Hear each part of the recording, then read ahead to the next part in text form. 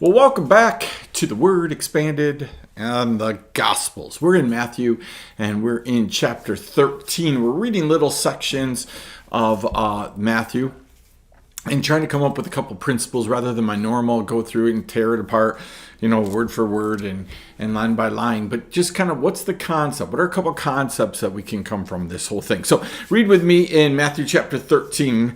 The first 9 verses said, the same day Jesus went out of the house and sat beside the sea, and the great crowds gathered about him. So he got into a boat and he sat down, and the whole crowd stood on the beach.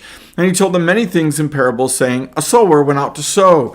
As he sowed, some seeds fell along the path, and the birds came and devoured them. And other seeds fell on the rocky ground, where they did not have much soil. And immediately they sprang up, since they had no depth of soil.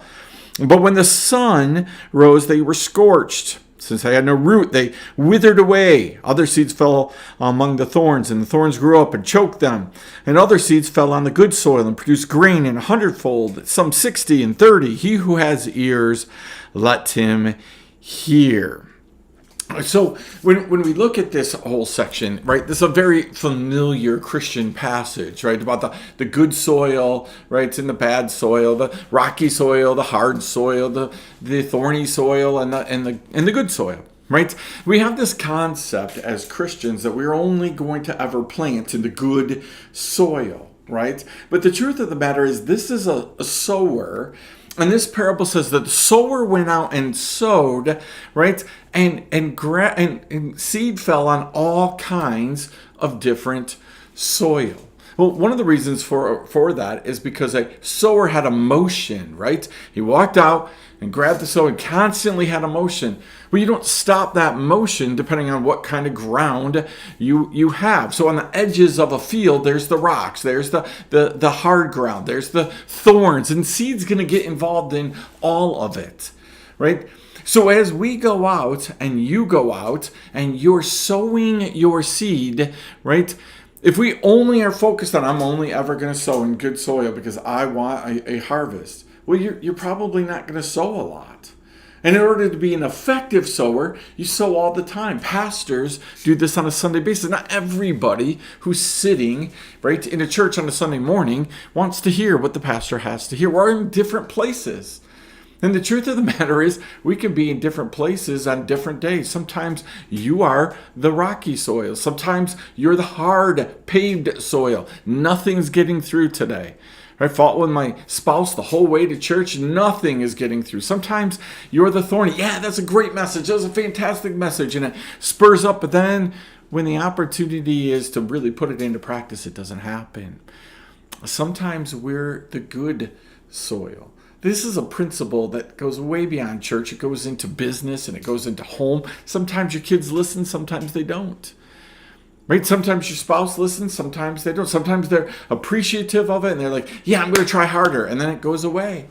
Sometimes they look and say, like, I'm good enough wife, a good enough husband. I'm not doing any more. There's different places. The key is the sower sows.